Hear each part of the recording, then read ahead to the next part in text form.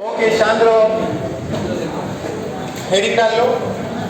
Gravitation. बहुत सारी चीजें होंगी जो वापस रिपीट होगी इस वाले चैप्टर में। सेटल हो जाओ।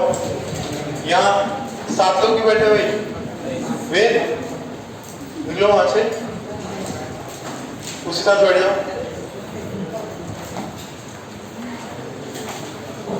आराम से बैठो।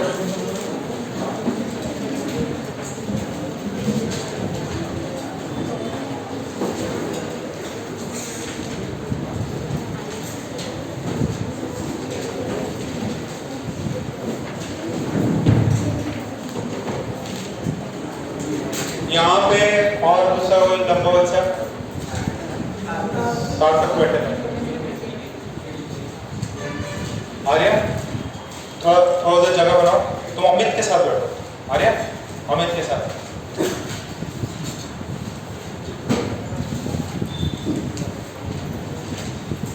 ठीक है, प्रथमेश आ गए? क्या पढ़ाएंगे कल? हाँ याद ही नहीं?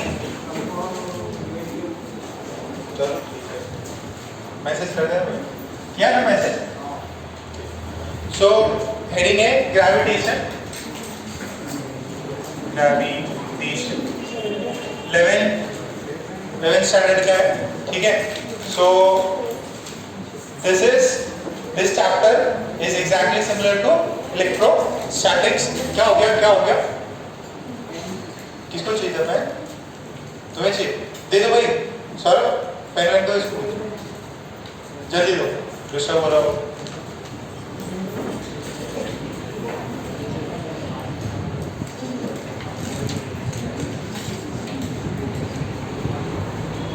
एकदम जिसको इलेक्ट्रोस्टैटिक्स आता है उसको एग्जैक्टली सेम लगेगा।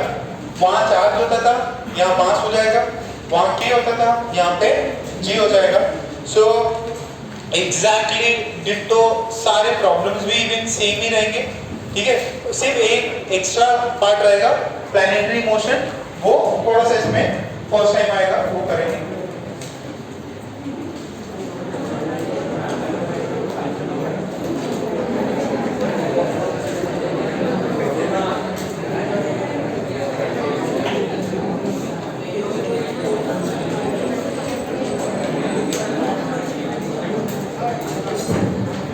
सिमिलर टू, देखो आप जो मैं बता रहा था प्लैनेटरी मोशन जो है उसके अंदर पे आपने केप्लर्स लॉ और ये सब लगभग पढ़ ही रखा है। तो चैप्टर बहुत ज्यादा इजी है, ठीक है। आपको जो मॉड्यूल नंबर 2 है, इसमें मॉड्यूल 2 मैकेनिक्स का पार्ट है। मैकेनिक्स में आपको मिल जाएगा सेम वही चीजें हैं, और इसके लिए इलेक्ट्रोस्टैटिक्स आपको आनी चाहिए।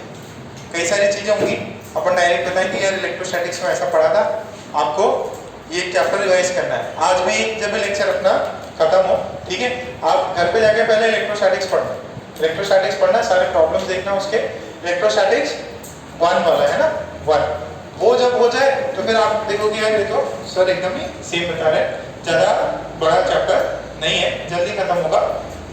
4 लेक्चर में, 3-4 लेक्चर में कंप्लीट हो जाएगा। इसमें प्रैक्टिस के लिए आपको मॉड्यूल 2 करनी है, प्लस उसके अंदर एक HC वर्मा में है 30-40 सवाल है, इसके 30-38 सवाल है। HCV1 में एडवांस वाले बच्चे ट्राई कर सकते हैं उसको, एकदम सिंपल सवाल है। बस मैकेनिक्स है, मैकेनिक्स में सबसे ज्यादा जो आपको दिक्कत आ सकती है वो है SHM में। बोलेगा SHM फाइंड करिए, what is the time period of SHM, बस उसमें दिक्कत है। बाकी रिलेटेड टर्म्स है।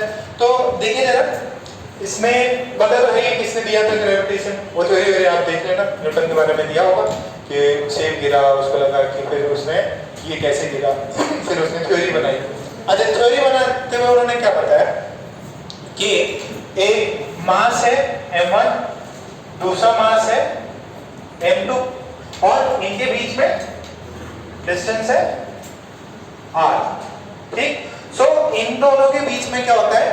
There is a force of attraction, there is a force of attraction. अगर अपन इलेक्ट्रोस्टैटिक्स में बात करते थे तो एक चार्ज Q1, दूसरा चार्ज Q2, और इनके बीच में डिस्टेंस जब होता था r, तो इनमें भी फोर्स होता था, बट वहां पे क्या होता था, there were two different nature of charges, एक प्लस चार्ज हो सकता था, दूसरा माइनस चार्ज। तो वहां चार्जेस में क्या था, नेचर या डिफरेंट चीजें थी। तो इसके अंदर जो फोर्स की मैग्नीट्यूड की वैल्यू है वो कितनी होती थी, k q1 q2 बाय। तो इसके अंदर सवाल भी सीडीवीटी में ऐसे सवाल है कि भाई चार्ज को अपन ने 9 टाइम कर दिया, डिस्टेंस को हाफ कर दिया, बताओ नया फोर्स कितने टाइम्स, ये अपन ने सवाल किए होंगे उसके अंदर, है ना। डिस्टेंस को मैं हाफ कर दूं दोनों के बीच में और चार्जेस का मैग्नीट्यूड डबल कर दूं, तो बताइए फोर्स में क्या चेंज आएगा, what would be the ratio. अच्छा, अब ये तो फोर्स का मैग्नीट्यूड हो गया। फोर्स इन वेक्टर फॉर्म में लिखा था क्या अपन ने, फोर्स वेक्टर क्वांटिटी होती है k q1 q2 by r q, और ये क्या था r वेक्टर। अच्छा, इसका डायरेक्शन किधर होता था, नहीं line joining, along the line joining the two charges। अब पॉजिटिव और नेगेटिव वो चीज नहीं होती थी, और अगर सेम नेचर के हैं तो क्या करेंगे, रिपल्शन, डिफरेंट नेचर के हैं तो अट्रैक्शन करेंगे। तो ये डायरेक्शन है, ये r वेक्टर क्या है, this is vector, this is vector, कहां से, line joining between the two charges, जो भी लाइन जॉइन हो रहा है उसी के अलॉन्ग फोर्स होगा। अब वो इधर भी हो सकता और इधर भी हो सकता, डिपेंड करेगा कि नेचर कैसा है उसका, ठीक है। ये चीज अब सेम डिट्टो यहाँ पे क्या है, यहाँ पे capital G m1 m2 by r square, ठीक है। यहाँ पे k की कुछ वैल्यू होती थी, k की वैल्यू कितनी होती थी यहाँ पे, 9 into 10 to the power 9, ठीक है। अच्छा, इसकी वैल्यू बताओ तो ये कितने में होती थी, this is newton metre square upon coulomb square होता था क्या, ये होता था ना। अरे फोर्स न्यूटन, नीचे मीटर स्क्वायर, तो newton metre square divided by coulomb square, ये याद है क्या। अच्छा, k की वैल्यू अपन और चीज में भी लिखते थे, k कितना लिखते थे अपन, 1/4 बाय एप्सिलॉन। वहां पे एप्सिलॉन क्या था, क्या था, परमिटिविटी ऑफ फ्री स्पेस, कितनी वैल्यू होती थी, 8.85 into 10 to the power। अच्छा, मैं आपको बोलूं find the dimension of k, निकाल सकते क्या, कैसे निकलेगा, न्यूटन का डायमेंशन लिख लिया, मीटर स्क्वायर l स्क्वायर हो गया, कूलम, कूलम के लिए कूलम का कुछ यूनिट है क्या, डायमेंशन है क्या, I into t लिखा, तो नीचे I square t square, k का भी डायमेंशन आपने निकाल रखा है। फिर ये देखो यहाँ पे कैपिटल G को क्या बोलते हैं, universal gravitational, universal gravitational, gravitational constant, okay sir. यहाँ पे m1 और m2 क्या है, m1 और m2 आर दी मास, ठीक है, मैग्नीट्यूड ऑफ द मासेस, और what is r, distance between the two masses. अच्छा, अब इसके अंदर उससे थोड़ा सा चीज डिफरेंट है, क्या डिफरेंट है कि ये जो फोर्स है इनके बीच में, gravitational force, that is always attractive. Gravitational force repulsive नहीं होता, नेचर में रिपल्सिव नेचर नहीं है उसका, नेचर कैसा उसका एक ही है, दैट इज अट्रैक्शन।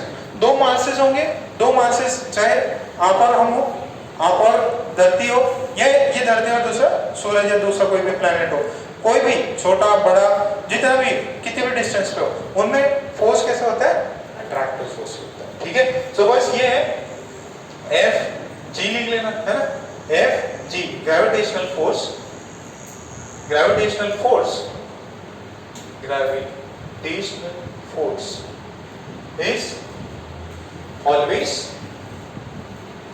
अट्रैक्टिव। ये हमेशा हमेशा क्या होता है, अट्रैक्टिव, ठीक है, ओके। तो इसको वेक्टर फॉर्म में भी लिख सकते हैं क्या। अच्छा, अट्रैक्टिव होगा तो किस लाइन के अलॉन्ग होगा, line joining the two masses, same capital G m1 m2 by r cube into this is the force in vector form, this is gravitational force in vector form। Direction क्या होगी, line joining the two masses, ठीक है। Important क्या है, this is attractive force, ये हमेशा क्या है, अट्रैक्टिव फोर्स रहेगा हमेशा, ठीक है।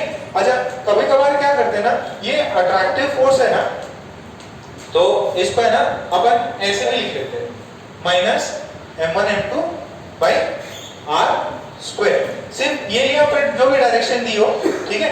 जो अगर मान लो ये इसको बोला, लेट्स से दिस इज, इसका पोजीशन में बता रहा हूँ, this is i cap and this is phi i cap. ये x एक्सिस पे, कौन सी एक्सिस पे, x एक्सिस पे। तो अब जो फोर्स की डायरेक्शन होगी m1 और m2 दोनों सेम चार्जेस हैं, दोनों ही चार्जेस हैं। बट अगर चार्जेस होता पॉजिटिव पॉजिटिव तो ये वाला m2 पे फोर्स किधर आता, i कैप में रिपल्सिव। बट अब यहाँ पे ये क्या आ जाएगा, नेगेटिव साइन डाल दो और डायरेक्शन लिख दो कि भाई यार i कैप में, बात समझ में आ रही है क्या? कभी कभार इसमें क्या रहेगा, नेगेटिव साइन लगा देते हैं। नेगेटिव साइन क्या शो करेगा, सिर्फ डायरेक्शन। नेगेटिव साइन क्या शो करेगा, डायरेक्शन की। यार ये अट्रैक्टिव फोर्स है, ये फोर्स क्या है, हमेशा इसका नेचर क्या है, अट्रैक्टिव फोर्स क्या है। तो माइनस साइन आप समझ चुके, माइनस साइन से घबराना नहीं, EMI में भी देख लिया, वो क्या बताता है, सिर्फ डायरेक्शन। भी तो मैग्नीट्यूड है, नेचर होता है कि यार कैसा है, रिपल्सिव फोर्स है कि अट्रैक्टिव फोर्स है। तो कभी आपको ये ऐसे देखे और ये r कैप भी दे दे। अच्छा r कैप समझ में आ रहा है, what is r cap, unit vector in the direction of r। तो ये लिख सकता हूं क्या, लिख सकता हूं, कोई दिक्कत नहीं। अच्छा a कैप पता है क्या, a कैप कितना होता है, a वेक्टर बाय मॉड। चाहो तो इसको लिख देना r कैप को, r कैप को कितना लिख सकता हूं, r वेक्टर अपॉन r का magnitude mod that will be, ठीक है क्या। ये नेगेटिव साइन क्या है, due to attraction, due to attraction we use negative sign. ये सिर्फ और सिर्फ नेगेटिव साइन किसको एडजस्ट कराने के लिए आता है, r कैप को, ठीक है। अगर मान लीजिए ये मास m1 है, ये m2 है, तो आपको पूछे what is the force on m2 due to m1, आप क्या लिखोगे, ये मैग्नीट्यूड और डायरेक्शन किस में, i कैप में, पीछे नेगेटिव लगा दिया, यानी कि इसको किधर खींच रहा होगा, m2 को माइनस। समझ में आ रहा है क्या, पक्का वेक्टर फॉर्म में। ओके आपसे पूछेगा find the dimension of capital G, ठीक है।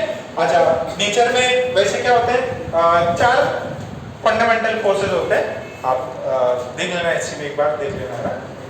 चार फंडामेंटल फोर्सेस में एक है ग्रेविटेशनल फोर्स, दूसरा है इलेक्ट्रोमैग्नेटिक फोर्स, फिर एक न्यूक्लियर फोर्स और एक होता है वीक फोर्स, ठीक है।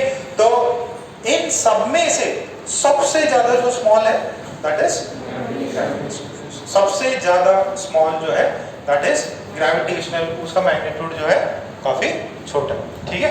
तो सबसे छोटा ग्रेविटेशनल फोर्स, फिर बाकी बात करेंगे कंजर्वेटिव नेचर, वो सब आगे करूंगा, है ना।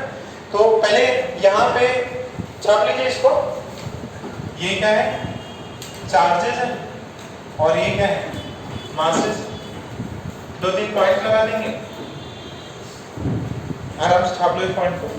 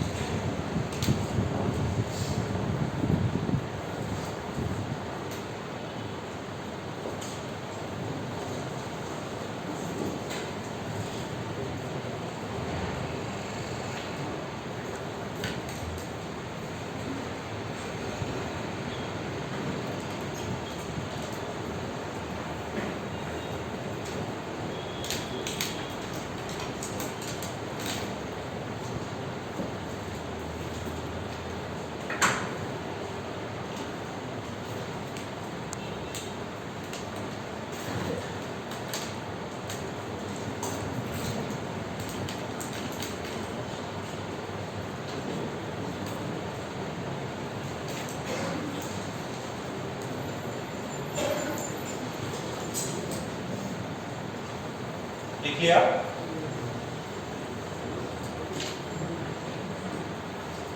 सब कितने लोग लिख रहे हैं अभी?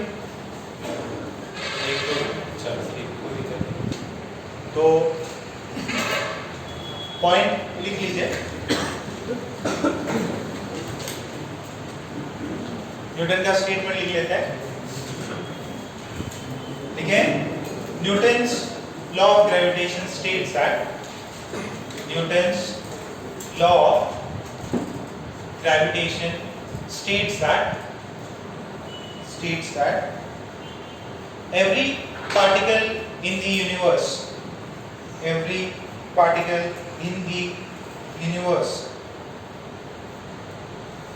attracts every other particle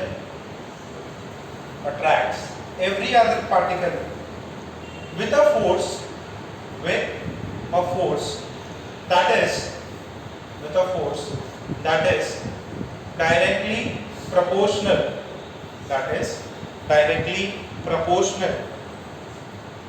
to the product of their masses, is directly proportional to the product of their masses, is directly proportional to the product of their masses, and inversely proportional to the square of their distances. क्या ये law है? Simple सा फॉर्मूले में सब कुछ capture कर लिया उसने। Inversely proportional to the square of the distances between them. Inversely proportional to the square of the distances between them. ठीक है, फिर उसमें दो तीन और पॉइंट लिख लो। Gravitational force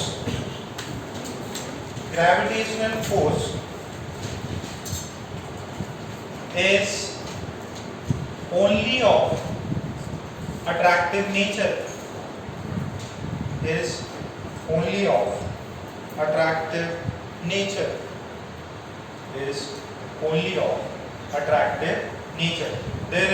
no repulsion between two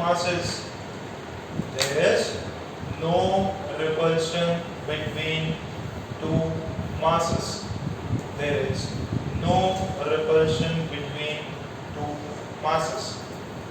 Full stop. अच्छा, ये देखो M1 पे फोर्स किधर लगेगा? इधर की तरफ। M2 पे कितना लगेगा? ठीक है, नेगेटिव साइड में। ठीक है, तो ये M1 पे M2 जो फोर्स लगा रहा है, M1 पे M2 जो फोर्स लगा रहा है और M2 पे M1 जो फोर्स लगा रहा है, वो दोनों एक दूसरे क्या हुआ है? एक्शन रिएक्शन है।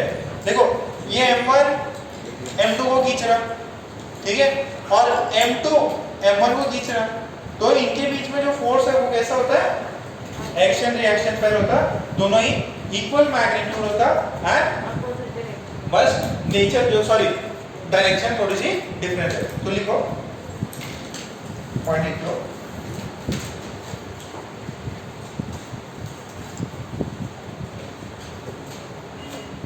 लिखो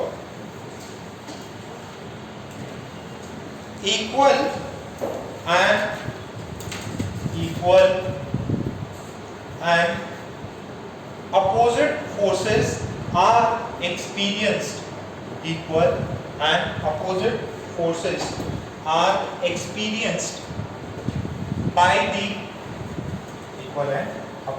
forces are experienced by the masses.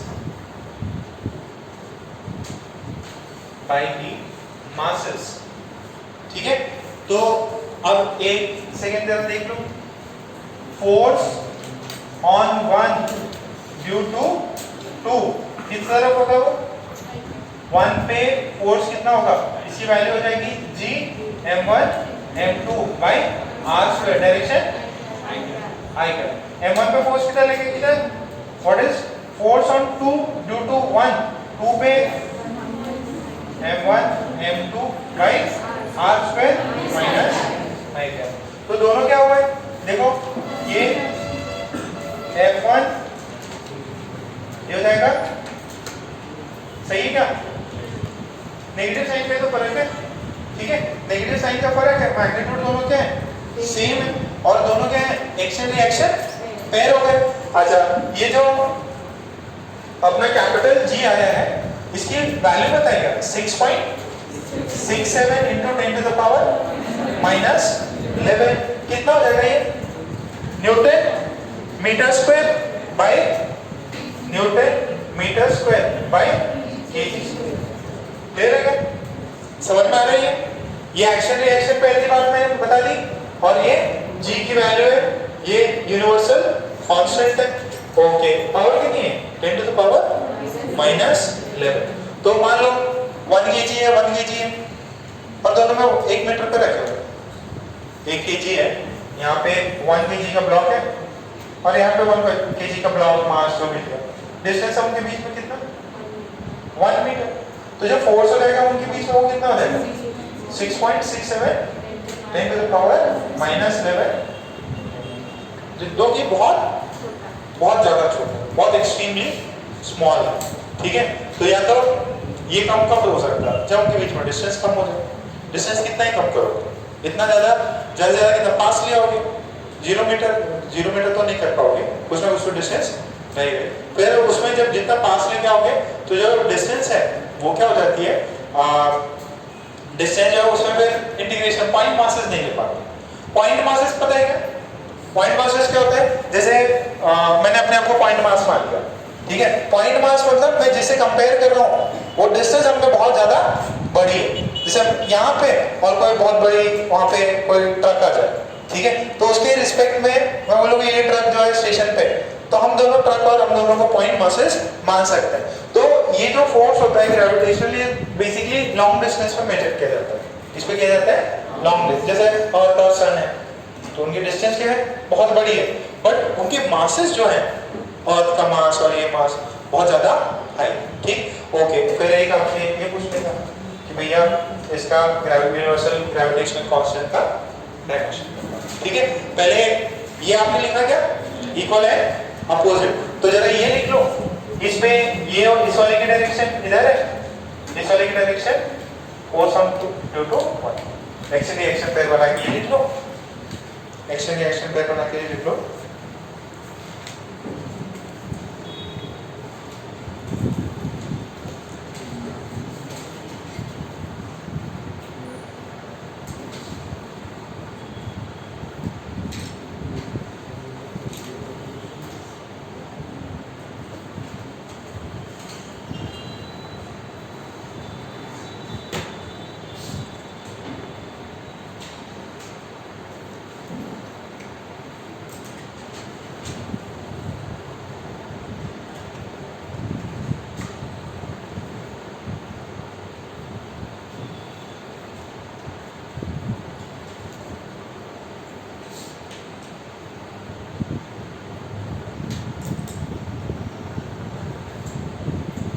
सीटी के रिजल्ट देखे क्या आपने?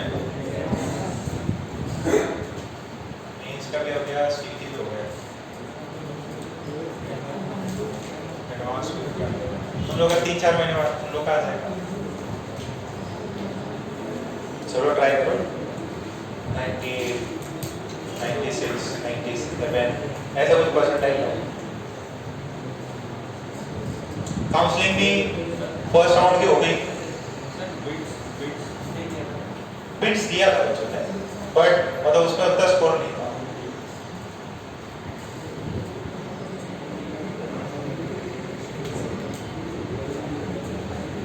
बिट्स में देखो, बिट्स सबको भरना है, बिट्स का जो है सभी बच्चे बिट्स का भरेंगे। 4 कैंपस है,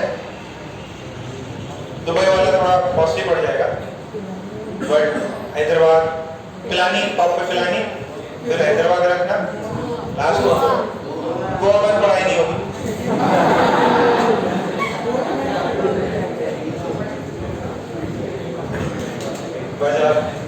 बाहर ही जा रहे हैं, लास्ट में चलो बाहर, बट एक टाइम बाद में फिर बोर हो जाओगे। निकाला कि कितना आया?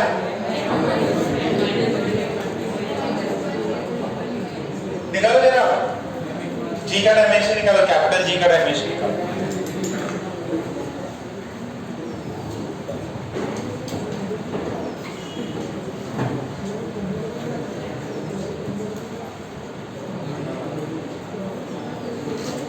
अरे बात नहीं,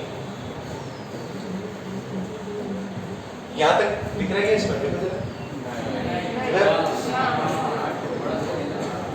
चलो ठीक, पास में अंदर ही।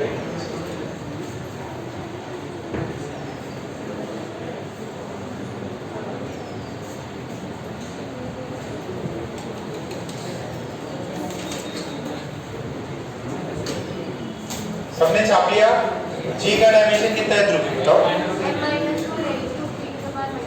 m minus 1 l cube d minus 2, सबका ये आएगा, कितनों का है ये? ओके, तो डायमेंशन भी अपना हो गया। डायमेंशन में कुछ सवाल है तो अपन कर लेंगे। अच्छा, फोर्स कैसा होता है? अट्रैक्टिव फोर्स है तो उसका डायरेक्शन भी और मैग्नीट्यूड भी है। अच्छा, ये तो दो के बीच में हुआ। अच्छा, तीन मास रखे अपन ने, तो भी उनके बीच में कुछ अट्रैक्शन रिपल्शन हो सकता है क्या? सिर्फ अट्रैक्शन होगा? सिर्फ अट्रैक्शन, ठीक है। तो हमेशा हमेशा इनको मान सकते हो कि यार नेगेटिवली चार्ज मान लो, वे नेगेटिव में हमेशा अट्रैक्शन ही होगा, वो नेगेटिव साइन आता है ना। मतलब चार्ज होता है तो पॉजिटिव ही है, बट फोर्स के भी आपको मैंने बोला सिर्फ। अच्छा, अब जरा ये देखो, आपको ऐसे इलेक्ट्रोस्टैटिक्स में सवाल अपन ने बहुत कराए थे। एक चार्ज है, एक चार्ज है, बीच में एक तीसरा चार्ज रखा, मतलब कहाँ रखूं ताकि नेट फोर्स 0 लगे, ठीक है। सेम डिट्टो वैसे ही सवाल लिखो, ज्यादा टाइम नहीं लगेंगे इस पे। एक क्वेश्चन लिख लो, देखो, where should be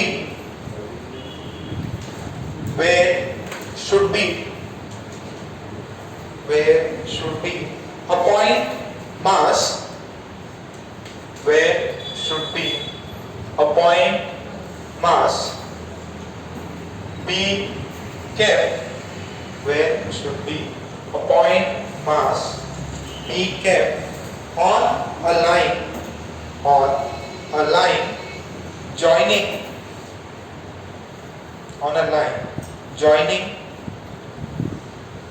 A and B, on a line joining A and B, so that the resultant force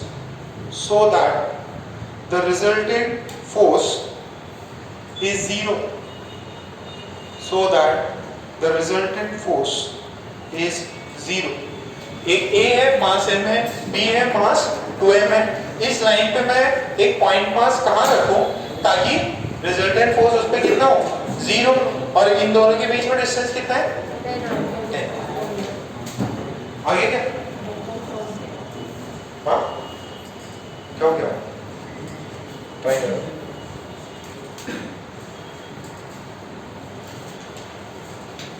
तो बच्चों का आ गया, बाकी लोग ट्राई करो। एकदम सिंपल है, नेट फोर्स 0 कर लो। ये मान लो यहाँ पे मैंने C रखा, इसमें कितना डिस्टेंस मानोगे? x मान लो, इसमें कितना होगा? 10r minus x। अब क्या होना चाहिए? फोर्स का मैग्नीट्यूड सेम होना चाहिए। A वाला उसको किधर पुश करेगा? अपनी, सॉरी, पुल करेगा अपनी तरफ, B वाला उसको अपनी तरफ खींचेगा। ट्राई करो, देखो क्या आंसर आता है।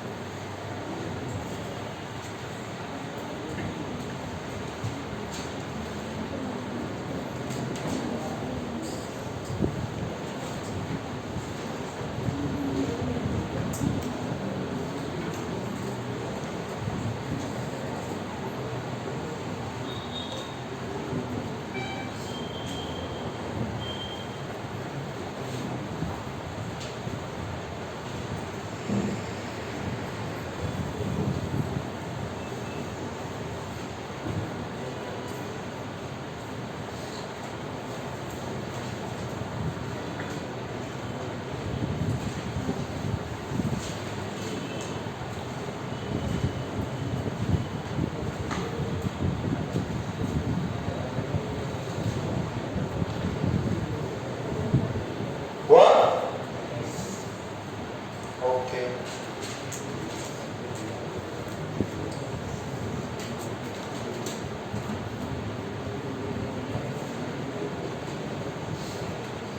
कितना आंसर आया? 10r/3। देखिए जरा, force on C due to A and force on C due to B, दोनों का मैग्नीट्यूड क्या होना चाहिए? सेम। तो इस पे कितना हो जाएगा? कैपिटल जी, ये m, इसका मान लो m डैश, बाई डिस्टेंस कितना है? x स्क्वायर, फिर g, इसका मास कितना है? 4m, पॉइंट मास का m डैश, डिस्टेंस कितना है? 10r माइनस x का होल स्क्वायर। तो capital G, m dash, small m cut गया। अब ये कितना हो जाएगा? 10r माइनस x का whole square is 4x square. 10r minus x is equals to 2x minus x भी कर सकते क्या? चलो ठीक है, उससे आंसर रिजेक्ट कर लेना। This is 10r, this is equals to 3x। x की आंसर वैल्यू कितनी आ रही है? 10r/3। x की वैल्यू जो है, x की वैल्यू आई 10r/3। सेम सवाल हमने पहले भी करा था। ठीक है, कितनों का आया? ठीक है, सो अब एक सवाल और करते हैं। इसका वेक्टर फॉर्म में निकालना चाहो, वेक्टर फॉर्म में निकाल देना कि ऐसा 3 पॉइंट चार्जेस है, मास m है, मास m है, ये डिस्टेंस d है, ये डिस्टेंस d है, और एक capital M, this is A, this is B, this is C and this is D। देखो 3 point masses, 3 point masses are placed on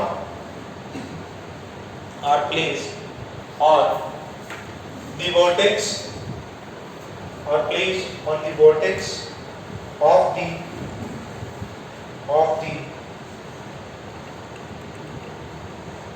given triangle. Then find the net force.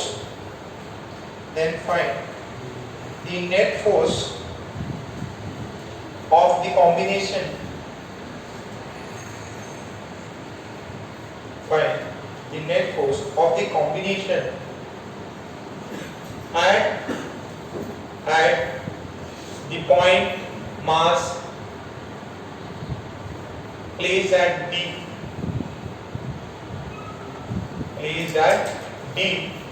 So again, D is the centroid of the triangle.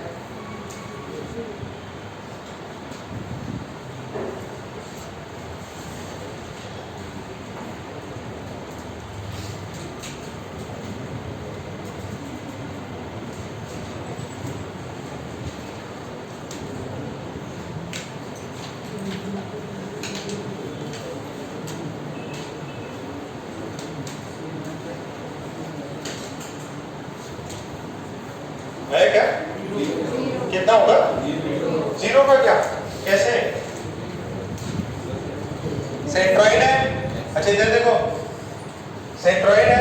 अच्छा ये वाला इसको किधर करेगा? ये वाला इसको यहाँ पे खींचेगा, ये वाला इसको किधर खींचेगा? ऊपर खींचेगा, और ये वाला किधर खींचेगा? ठीक है, तीन फोर्सेस, इक्वल मैग्नीट्यूड, और एंगल कितना है सब में? 180 डिग्री। तो रिजल्टेंट कितना हो जाएगा? 0 हो जाएगा। ठीक है, वैसे कर सकते हो, नहीं तो आप क्या करो, वेक्टर फॉर्म लेके कर लो। वेक्टर फॉर्म में भी कैसे करोगे? सुनो, ये कितना समझ में आया कि 0 होगा। अगर नहीं आए तो क्या करना? इसके ना 2 कंपोनेंट्स निकाल लेना, इधर इसके 2 कंपोनेंट्स निकाल लेना, एक इधर और एक नीचे। तो एक तो इधर हो जाएगा, और इसका एक इधर हो जाएगा, और इसके 2 नीचे हो जाएंगे। तो ये दोनों तो कैंसिल कर देंगे, ये ऊपर है और ये 2 छोटे-छोटे नीचे है। नेट रिजल्टेंट कितना आएगा? 0। तो लिख लो, approximately from symmetry the net force from symmetry the net force at the centroid, the net force at the centroid would be 0. The net force at the centroid would be 0. Would be 0. ठीक है क्या? पक्का? अच्छा, अब इसी में second part में ये बोल दूं, सेम पार्ट है, सेम एग्जैक्टली सेम है, मास m है और ये m है, बट ये जो d वाला है कैपिटल है वो यहाँ रखा हुआ है, dd साइज जो है आपको दे रखी है। हाँ बोलना है find the magnitude of net force, find the magnitude of net force if the point object is at the midpoint of a side of triangle. Triangle कैसा है? ठीक है, फाइंड करो, वेक्टर फॉर्म में निकालो, फिर लास्ट में मैग्नीट्यूड निकालो।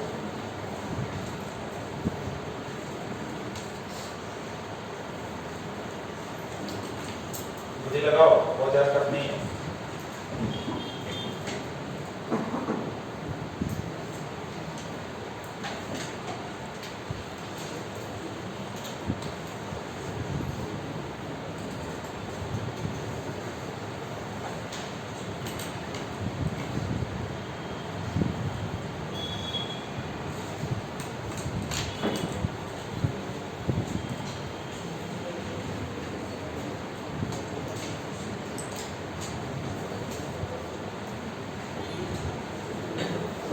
अरे ABCD लिख के करो ना यार,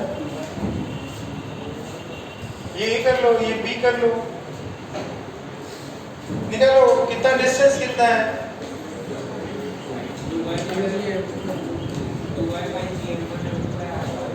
भाई R स्क्वायर B स्क्वायर, ये आ रहा है क्या? डिस्टेंस कितनी है? D है, ये D है। अरे what is F net? F net is force due to A plus force due to B and force due to C, सारे वेक्टर फॉर्म में। वेक्टर लेना मत भूलना।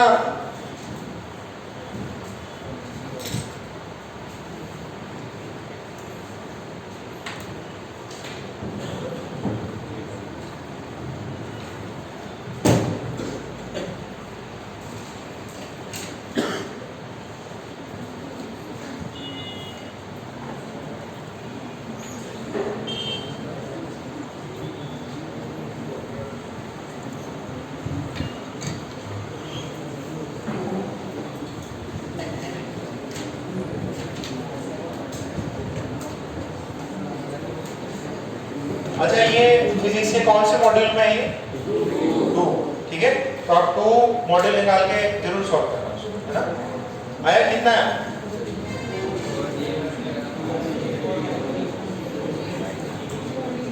अच्छा, डी बीसी का कितना है? मिड पॉइंट है क्या? कितना है साथी? देखो इधर आपके पास में B है और ये C है, इसको मान लीजिए I कैप है, ऊपर क्या है? J कैप है। पहले मुझे ये बताओ, ये D है, ये D है, ये डिस्टेंस कितना होगा? √3/2 D स्क्वायर। ये D, ये वाला कितना हो जाएगा? D/2। तो D स्क्वायर माइनस D/2 का होल स्क्वायर कितना करेगा? 3D²/4, 3D²/4 का रूट लो, √3/2। ओके, जरा इधर देखो, अब डायग्राम समझना। ये वाला किधर खींचेगा? इधर। ये वाला किधर खींचेगा? इसको इधर कितना मैग्नीट्यूड होगा इसका? कैपिटल जी एम और ये कैपिटल एम, डिस्टेंस कितना है? d by 2 का होल स्क्वायर, क्या मैं बोल दूं माइनस आई कैप। अच्छा इसका कितना होगा? f ड्यू टू c, ये तो b हो गया, ac ये कितना हो जाएगा? g capital M by b by 2 का whole square, direction plus I cap, ये कितना है?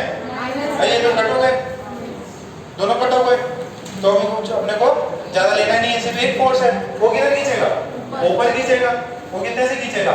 F जो है A वो हो जाएगा capital G M capital M by distance कितना है? √3/2, तो ये कितना होगा? 3d² बाय 2 का स्क्वायर कितना होगा? 4, कितना है? 4 3 कितनों का आ गया? ज्यादा हार्ड लग गया? अरे बुद्धि लगाने दिया, मिड पॉइंट पे रखा हुआ है, मिड पॉइंट पे फोर्स कितना हो जाएगा इस लाइन के? तो 0 हो जाए। और अपने से सिर्फ डी पे पूछा था, है ना, ये सॉरी ये जो डी था ना, ये जो डी, इसको लिख लो भाई, एफ नेट जो है, एफ नेट आ जाएगा 4/3 capital G M small M by D. ऐसे किए थे इलेक्ट्रोस्टैटिक्स में। आ जाओ, उसमें अंदर ट्रायंगल हो गया, सर्कल वर्कल पे क्या था? क्या तो सर्कल पे रख दो, 4 साइड्स हैं, इसको कर लो, सर्कल पे सवाल करा, 4 साइड्स ही है ना, सॉरी स्क्वायर माय फॉल्ट है ना, स्क्वायर होता है, सर्कल तो बोला होता है, ठीक है। इसको क्या बोलते हैं स्क्वायर को हिंदी में?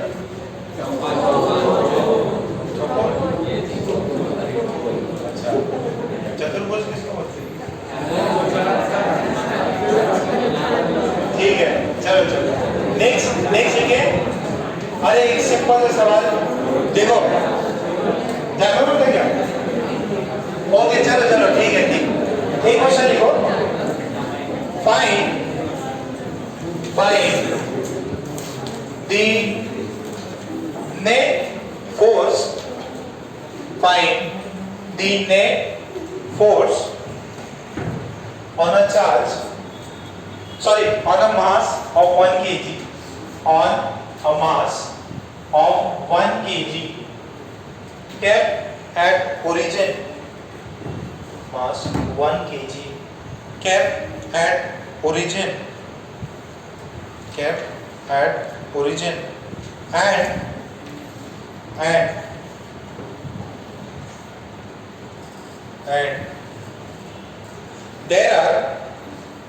and there are infinite number of masses.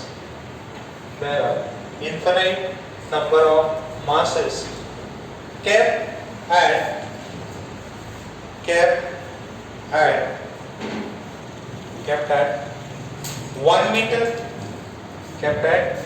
1 meter, 4 meter,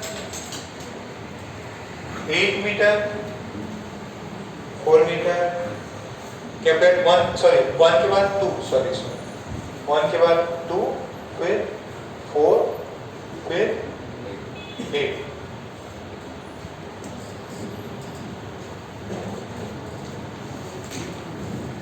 फिर डॉट लगा देना on the x-axis,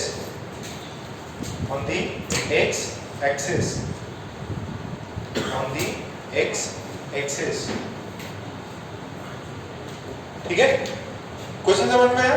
यहाँ पे ये हमारा पॉइंट है A, ये B है, ये C है, D, E। अपने को A पे निकालना है because of this infinite number of charges, ठीक है। निकालो जरा कैपिटल G के टर्म्स में, निकालना है।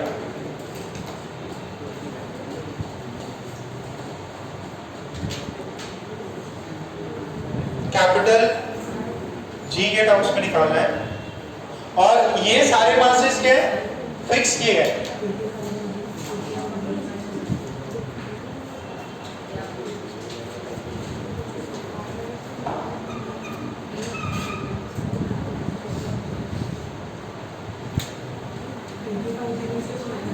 85G/60 कितना 4/3।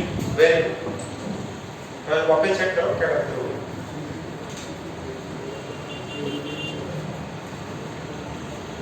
कुछ बन रहा है ये उसमें भी किया है ना यहाँ पे इलेक्ट्रोस्टैटिक्स में भी ऐसे किया था।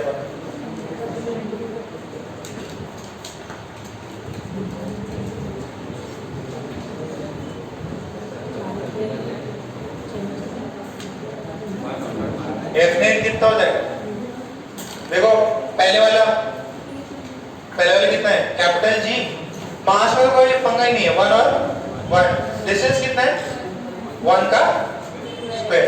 ये किधर करेगा इसको अपनी तरफ, ठीक है, तो ये पॉजिटिव आएगा इसमें। फिर नेक्स्ट वाला किधर करें कैपिटल G 1 1, ये तो पंगा ही नहीं है। ये कितना करेगा 2 का स्क्वायर।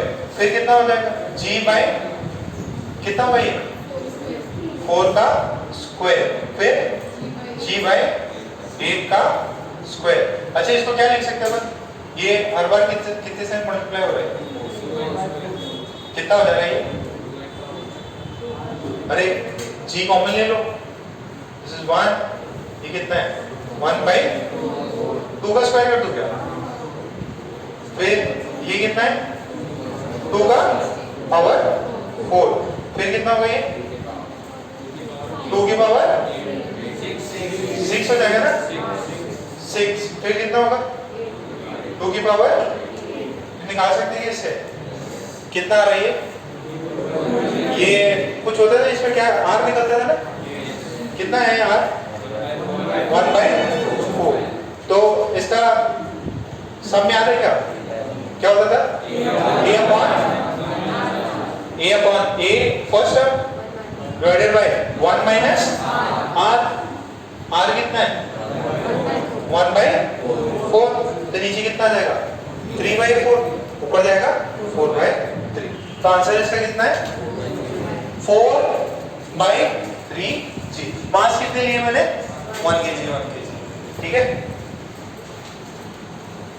मेन क्या है मासेस सारे 1 kg हो गए ना, इस वजह से ऊपर वाले का सब सेम आ गए। आंसर है इसका। तो फोर्स पे जो भी सवाल आए कर लोगे ना, पूछा किधर नेट फोर्स 0 होगा किधर क्या होगा, ये आप इजीली निकाल लो। ठीक है, ओके। इसका इंटेक्स एक्सरसाइज 1 कर लेना। Intex exercise 1। डाउट है क्या कुछ? राधा किसी को डाउट? क्या हो गया? मैं क्या करूँ? मफलर पे डाल दूँ। अच्छा क्या पे इस पे और बढ़िया। तो ये अब ये पूरे प्रॉब्लम्स कहाँ पे मिलेंगे? इंटेक्स 1। ठीक है, तो इंटेक्स 1 फोर्स पे है। आप फोर्स वाला पूरा पार्ट कंप्लीट है, सब कुछ रिपीटेड प्रॉब्लम है। चार्ज के जब पहले चार्ज से अपन कर रखे, ये तो एक्स्ट्रा मैंने कराया, पिछले साल ये सब कराया कि भाई यार ये सब चीजें आप डायरेक्ट प्रॉब्लम करो आपको अपने आप ही आ जाएगा। सो अब ये चीज कंप्लीट, फोर्स कंप्लीट। ठीक है, डायरेक्शन पता चल गया अपने को और वेक्टर एडिशन करके कर लेंगे। अब मेन इशू कहाँ से है जो इलेक्ट्रोस्टैटिक्स में है कि यार जैसे ये वाला बोर्ड है, इसको तो मैं धक्का देके इसको पुश कर सकता हूँ, पुल कर सकता हूँ, कुछ भी रस्सी से खींच सकता हूँ। वहां पे मेरा क्या हो रहा है? कांटेक्ट हो रहा है। ठीक है, मैं उसको चीज को टच कर रहा हूँ। ठीक है, उसको या तो मैं पुल कर रहा हूँ, पुश कर रहा हूँ, रस्सी से खींच रहा हूँ। ठीक है, तो वो सब क्या है? Contact force. बट ये क्या है? इसमें कोई भी कांटेक्ट, और यहाँ पे सर इतनी दूर कोई रस्सी तो बंधी हुई नहीं है गोल गोल घुमाने के लिए, तो अब वो कैसे होगा? ड्यू टू क्या होगा? Gravitational field. जैसे अगर उधर क्या था, एक चार्ज दूसरा चार्ज के पास आया, ये अपने आप ही भाग रहा है, इसने उसको टच भी नहीं किया। क्यों? बिकॉज हमने एज्यूम किया है क्या है? वो फील्ड फोर्सेस है। कैसे फोर्स है? फील्ड फोर्स, ना कि कॉन्टैक्ट फोर्सेस है। फील्ड फोर्स में क्या होता है? आपको फोर्स एक्सर्ट करने के लिए एक दूसरे पे कांटेक्ट में आने की जरूरत नहीं है, आप लॉन्ग डिस्टेंस से भी फोर्स लगा सकते हो। तो ग्रेविटेशनल फोर्स कैसा है? फील्ड फोर्स है। फील्ड फोर्स है तो अपने को क्या चाहिए? फील्ड चाहिए। उसके अंदर इलेक्ट्रोस्टैटिक फील्ड कर लिया अपन ने, मैग्नेटिक फील्ड्स भी कर लिए, तो फील्ड्स का तो आपको अच्छे से नॉलेज है। तो यहाँ पे मेन जो है क्या है, ग्रेविटेशनल फील्ड, ग्रेविटेशनल फील्ड। ये क्या है, इमेजिनरी लाइंस है जिसके थ्रू क्या होता है, आपका बॉडी जो है वो क्या एक्सपीरियंस करता है, फोर्स एक्सपीरियंस करता है। ठीक है, अच्छा अब जरा इधर देखना, एक पहले देख लो, प्लस क्यू चार्ज है, फील्ड कहां से ओरिजिनेट होती है, प्लस से, कहां टर्मिनेट होती है, इंफिनिटी पे या किसी नेगेटिव चार्ज पे, तो ये पता है अपने को। और इसमें कैसे होती है, इसमें टर्मिनेट, इसमें क्या होती है, इसमें तो ओरिजिनेट होती है, इसमें क्या होती है, टर्मिनेट होती है। ये तो था नेगेटिव चार्ज, ये क्या था, पॉजिटिव चार्ज। तो this was electric field E, electric field E. अब इसके अंदर क्या हो, मास है, कोई भी मास हो, प्लस एम माइनस एम तो होता नहीं, तो मेन क्या होता है, इसके अंदर जो भी फील्ड्स रहेंगे वो क्या होंगे, ये इसको नेगेटिव की तरह मान सकते हैं अपन। ठीक है, तो बेसिकली क्या होती है इसके अंदर, इसके अंदर टर्मिनेट क्या होती है, टर्मिनेटिव होती है। मैं बोला मास को नेगेटिव की तरह, चार्ज की तरह अपन मान सकते हैं। तो इसके अंदर सारी फील्ड्स क्या होती है, टर्मिनेटिव। इसमें सारी फील्ड्स क्या होंगी, टर्मिनेटिव। ठीक है, तो कहां से आ रही है, इन्फिनिटी से। दूसरे वाला मास थोड़ी देगा, दूसरा वाला मास नहीं दे सकता। एक चार्ज से ओरिजिनेट हो सकती है और नेगेटिव पे टर्मिनेट हो सकती है, बट इसका तो नेचर ही एक है। तो इसके अंदर सिर्फ और सिर्फ क्या होती है, टर्मिनेट होती है। कहां से आते हुए मानते हैं, इन्फिनिटी से। जैसे इसके अंदर फॉर्मूला था, इसमें इलेक्ट्रिक फील्ड का क्या फॉर्मूला था, ए KQ बाई आर स्क्वायर। अच्छा, उसके अंदर अपन ने फोर्स और इलेक्ट्रिक फील्ड को कुछ कोरिलेट किया था क्या, जैसे दिस इज मास है ना, ये मास की वजह से इलेक्ट्रिक फील्ड है, and this is due to charge. तो हमने ये चीज बताई थी आपको, क्या जो फोर्स होता है ना, उसको अपन लिख सकते हैं Q इंटू ई लिख सकते हैं। ठीक है, इलेक्ट्रिक फील्ड एक वेक्टर क्वांटिटी, ग्रेविटेशनल फील्ड कैसा होगा, वो भी वेक्टर ही होगा। तो ये जो है यहाँ से E की वैल्यू कितने है, F बाई क्यू आई। ठीक है, सो C तो चार्ज में होगी, इसमें क्या होगा, जो भी आपका ग्रेविटेशनल फोर्स है वो कितना होगा, दैट वुड बी स्मॉल, जो भी मास होगा, और इनटू ई जी। जी क्यों लिया, ग्रेविटेशनल फील्ड, कैपिटल जी वो सब पहले से अपन यूज कर रखते हैं। तो इसके लिए ऐसा नहीं है कि हम इलेक्ट्रिक फील्ड के लिए कुछ कैपिटल जी या कुछ ऐसे कुछ और लिखेंगे, अपन क्या लिख देते हैं, ई लिखेंगे, ई और फिर नीचे क्या डाल दिया, ठीक है। वो और भी सिंपल यूज कर सकते हैं, बट ये थोड़ा सही है। तो यहाँ से ई जी कितना है, F बाई एम आ जाएगा। जरा ये देखो, ये कितना होता था, K Q1 Q2, जो भी है Q1 और ये Q और ये R स्क्वायर, कितना होता था ये K Q1 by R square. This is electric field, vector quantity है। सेम यहाँ से भी Eg जो हो जाएगा, कितना हो जाएगा, कैपिटल G, जो भी मास हो, बाई R। आपके कैपिटल M का इलेक्ट्रिक फील्ड की स्ट्रेंथ कितनी हो जाएगी, कैपिटल G M बाई। ठीक है, ये बात समझ में आ रही है क्या। अच्छा, ये तो हो गया इलेक्ट्रिक फील्ड, और ये वाला क्या हो जाएगा, ग्रेविटेशनल फील्ड। अच्छा, इसके अंदर क्या करते हैं, नेगेटिव साइन कभी और अपन लगा देंगे। नेगेटिव साइन क्यों लगाया, डायरेक्शन बताने के लिए कि यार वो उसके अंदर टर्मिनेट हो रही। ठीक है, अच्छा अब ये देखो, यहाँ पे कोई मास रख दिया अपन ने, तो वो मास को ये क्या करेगा, कैपिटल M क्या करेगा, अपनी तरफ खींचेगा। तो ये क्या करेगा, इसको अपनी तरफ खींचेगा। तो इसमें फोर्स की डायरेक्शन कहाँ होगी, फोर्स की डायरेक्शन यहीं पे तो होगी ना, जहाँ पे इलेक्ट्रिक फील्ड लाइन है वहीं पे तो फोर्स की डायरेक्शन होगी। यहाँ पे क्या होता है, नेगेटिव चार्ज पे कुछ भी रखते हैं तो उसमें क्या हो जाता था, अगर दूसरा चार्ज भी पॉजिटिव है तो पॉजिटिव तो अट्रैक्ट करता, और नेगेटिव होता तो रिपेल करता। तो इसके अंदर सेम केस है, ये इसकी क्या हो जाएगी, ग्रेविटेशनल फील्ड। क्या होगा, कैपिटल G, एक कैपिटल M और बाई एक m जो है, स्मॉल m जो है वो कैंसिल आउट कर देना। What is electric field? Electric field जो भी है आपका क्या है? It is charge on unit mass, sorry force on unit mass, charge mass को कंफ्यूज कर रहा हूँ, फोर्स ऑन यूनिट मास, तो वही आपकी इलेक्ट्रिक फील्ड की स्ट्रेंथ। ठीक है, तो ग्रेविटेशनल फील्ड डाल लो, हेडिंग डाल लो, ग्रेविटेशनल फील्ड हेडिंग डाल लो।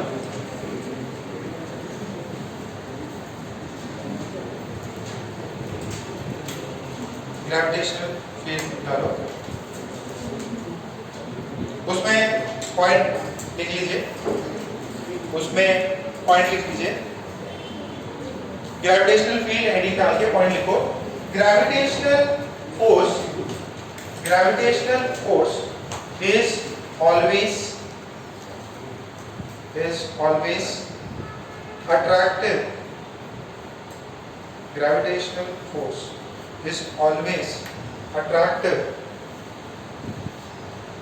is always attractive. So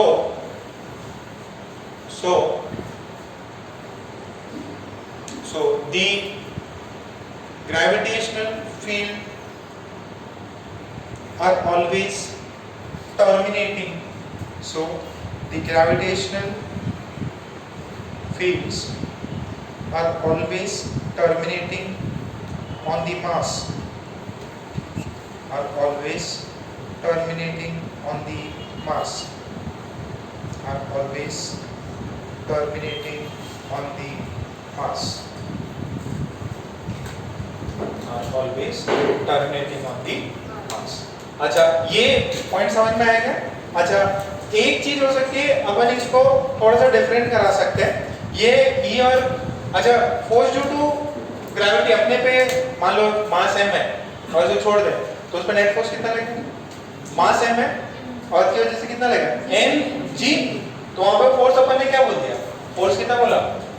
mg। अर्थ के केस में क्या है? mg। तो ये g क्या है? ग्रेविटेशन। अर्थ का ग्रेविटेशनल फील्ड क्या है? g। This is acceleration due to gravity. वही है, ये वही है। तो अर्थ का अगर अपने को g निकालना है, अर्थ का g निकालना है तो ये इसी फॉर्मूले से आएगा। अर्थ का मास और डिस्टेंस जो भी होगा डिस्टेंस का उसका रेडियस का स्क्वायर करें।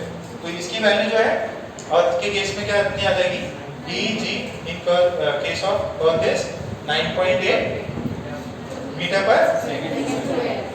ठीक है, इसी को अपन क्या बोल सकते हैं? Small g। ठीक है, यही है वो स्मॉल g। ठीक है, अच्छा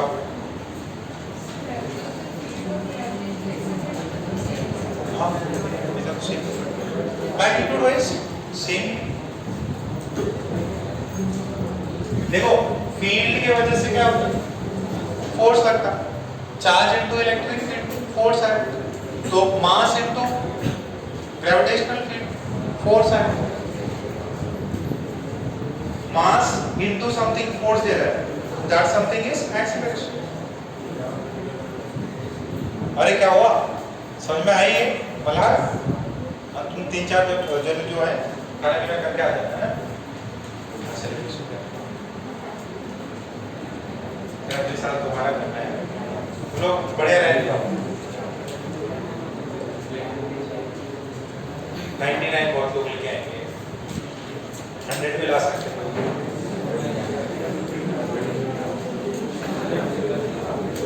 क्या हुआ बारह? जाते सीखने में भी आए इसमें तो लिखिए हो बच्चे सब जगह सेट हो जाएंगे। जितने बच्चे हैं उसको जो रिजल्ट देखा था सेंड किया था, देखा था क्या? अपने तब 40 वाले 38 जो भी थे, 17-18 बच्चे तो हो 90।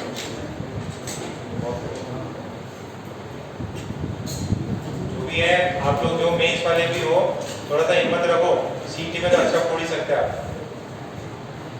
जो ऊपर वाले बच्चे हैं वो सारे NIT, IIT चले जाएंगे, तो आपके अगर 95 भी है, 93 भी है, बढ़िया कॉलेज मिलता है। 90 जितना ज़्यादा बेटर रखो उतना फायदा।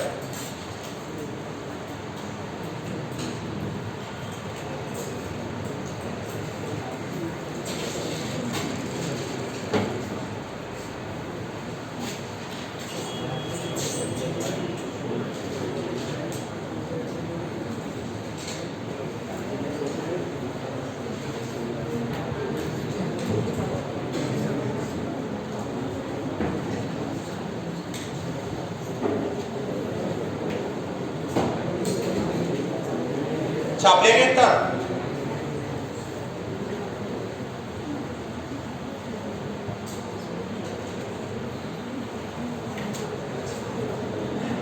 ग्रेविटेशनल फील्ड और एक्सेलरेशन ड्यू टू ग्रेविटी एक ही चीज है।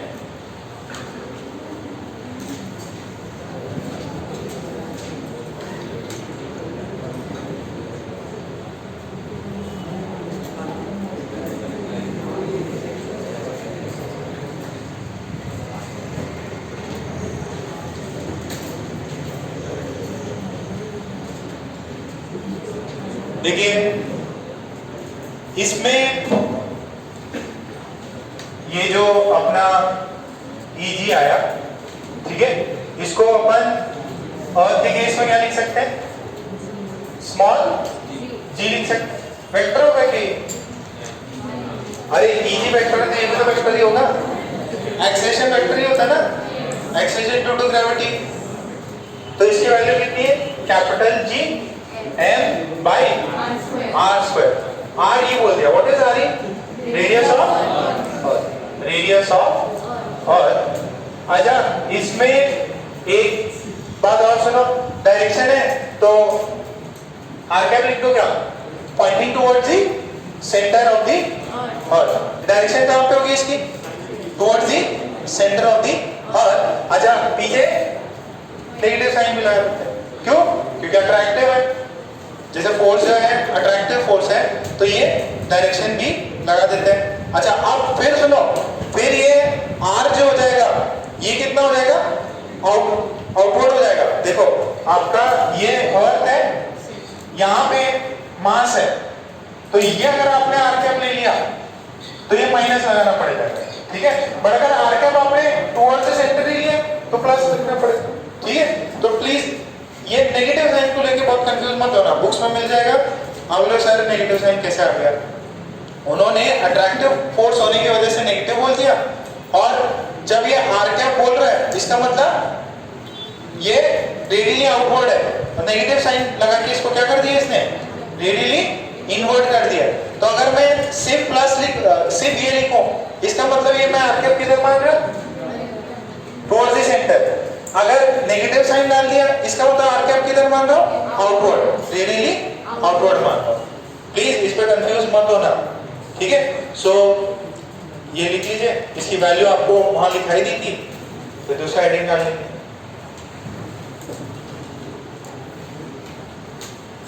इसमें थोड़ा बाद में और करेंगे।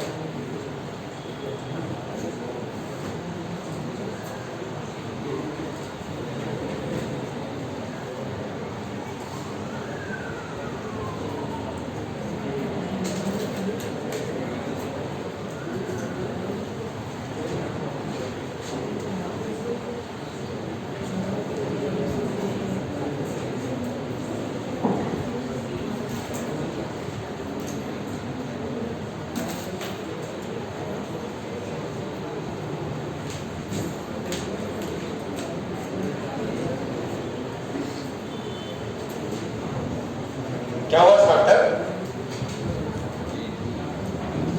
बैठे नहीं जा रहा बच्चे, सही से बैठ जाओ।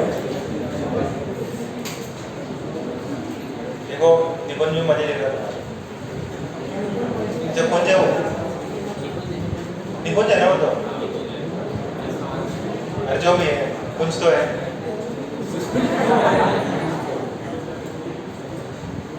इतना लिखा, ओके। फिर नेक्स्ट हेडिंग डाल लो, gravitational potential energy. Gravitational potential energy,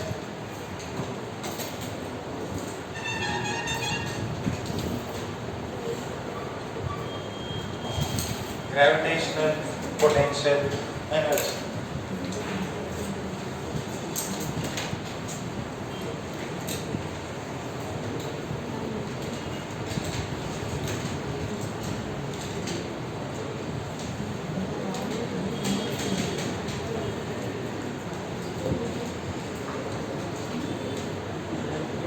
देखो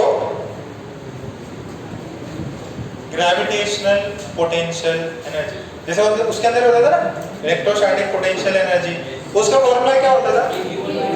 K Q1 by R. This was gravitational by Q2 होता था ना, ये कितना होता था? This is potential energy. अरे जो फोर्स आ रहा उसको डिस्टेंस से मल्टीप्लाई कर दो, force into D, work done या जो भी पोटेंशियल एनर्जी, डायमेंशन चेक कर लेना है ना।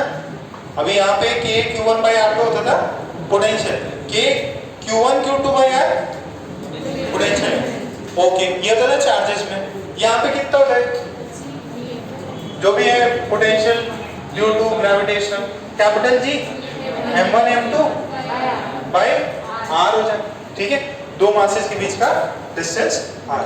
अच्छा, अर्थ जो है उसके कंपैरिजन में अपन लोग क्या है, एकदम छोटे से, ठीक है, तो अपन अपने आप को पॉइंट मास मानेंगे। अर्थ का मास कहाँ पे मानते पूरा? ठीक है, तो ये तो अपन ने कर रखा है, सेंटर ऑफ मास और ये सब अपन ने कर रखा है। तो इसके अंदर पॉइंट लिखा है कुछ, पहले पॉइंट लिखो, दी energy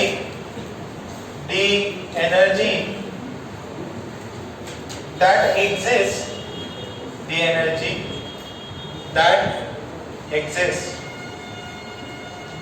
in a system of particles,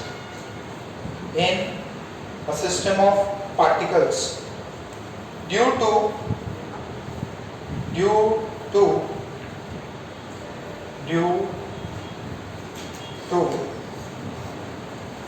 the interaction forces, due to the interaction forces between the particles of the system, due to the interaction forces between the particles of the system। तो ये जो potential energy, इसको बोलते हैं potential energy है ना, तो ये कितनी हो जाएगी? G M1 M2 by R। अच्छा, यहाँ पे साइन क्या डाल सकते हैं अपन? रीजन आपको पता है, ठीक है। सो ये पोटेंशियल एनर्जी हो गई। अच्छा, ये क्या हो गई? इन दोनों के बीच में इंटरेक्शन की वजह से, ये इससे इतना दूर है तो इनके बीच में पोटेंशियल एनर्जी। अच्छा, इनके बीच का डिस्टेंस बढ़ाऊंगा तो पोटेंशियल एनर्जी घटेगी बढ़ेगी? क्या करेगी? घटेगी बढ़ेगी?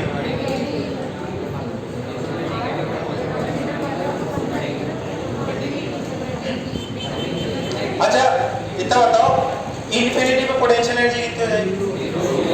इन्फिनिटी पे कितनी हो जाएगी? जीरो, ठीक है, इन्फिनिटी पे पोटेंशियल एनर्जी जीरो हो जाएगी। देखो, ये साइन किसके लिए डालते हैं? बताने के लिए कि भैया ये जो है फोर्सेस, इनके बीच में क्या है? इंटरैक्टिव फोर्सेस है।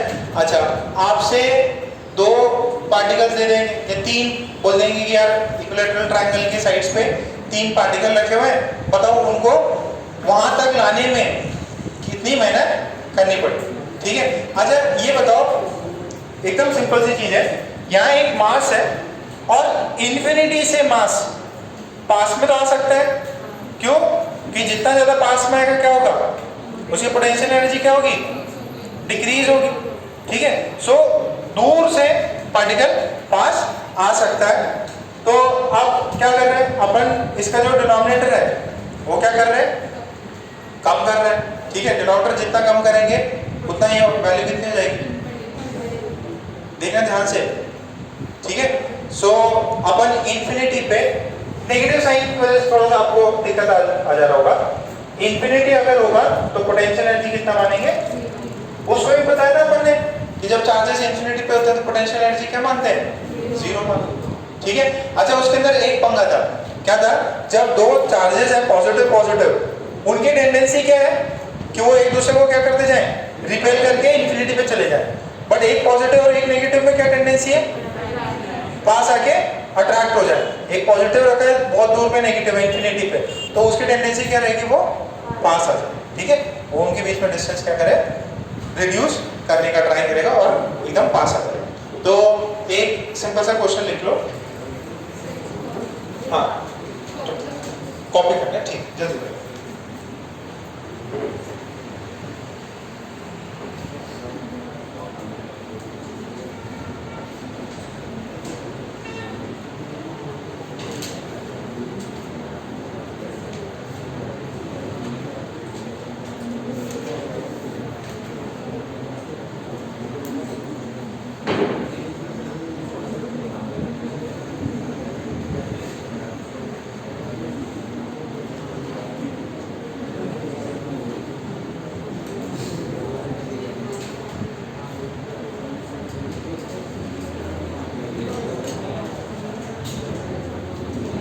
अरे ये चीज समझ में आ रही है क्या? देखो हम वापस सुनो, डिनोमिनेटर को क्या कर रहे हैं अपन? कम कर रहे हैं। जब पास आते हैं दोनों अट्रैक्ट ही करते हैं एक दूसरे को, तो डिनोमिनेटर अगर कम हुआ तो ओवरऑल क्वांटिटी क्या होगी? बढ़ेगी। ठीक है, बात सही है क्या? और अपने को क्या करना है? पोटेंशियल एनर्जी क्या करनी है? कम करनी है। तो ये बताओ कौन इनमें छोटा होगा, -5 कि -10? -10। पोटेंशियल एनर्जी कम, जीरो बहुत बड़ा है, -10 -20 -100 क्या होगी? पोटेंशियल एनर्जी उनके बीच में क्या होगी? कम। ठीक है, क्या होगा?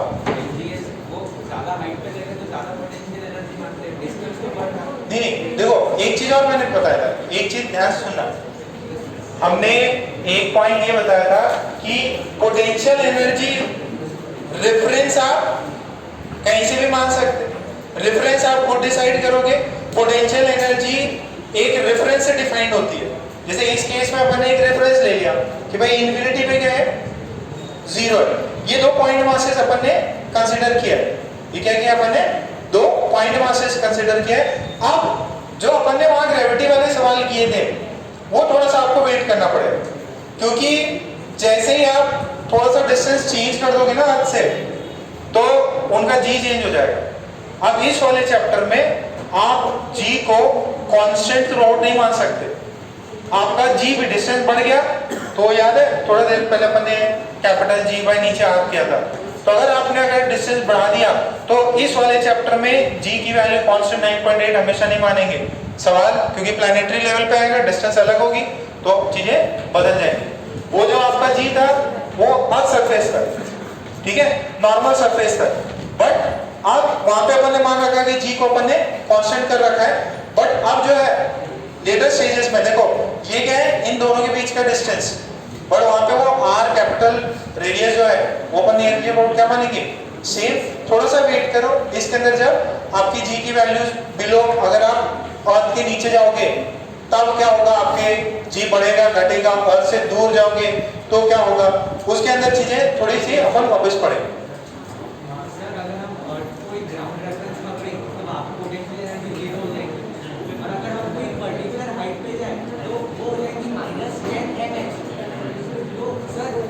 जब उसकी पोटेंशियल एनर्जी कम हो रही है तो वो डायरेक्ट बॉल, मतलब हमें क्यों ताकत लगानी पड़ती है? कभी कभी बॉल को प्रोटेक्ट करके वो डायरेक्ट नीचे चले जाता है उसकी पोटेंशियल एनर्जी कम करने के लिए। देखो आप सुनो, बात सुनो। टेंडेंसी इसकी क्या है? नीचे आने। क्यों नीचे आ रहा है? ये अपना डिस्टेंस क्या करना चाह रहा है? कम करना चाह रहा है।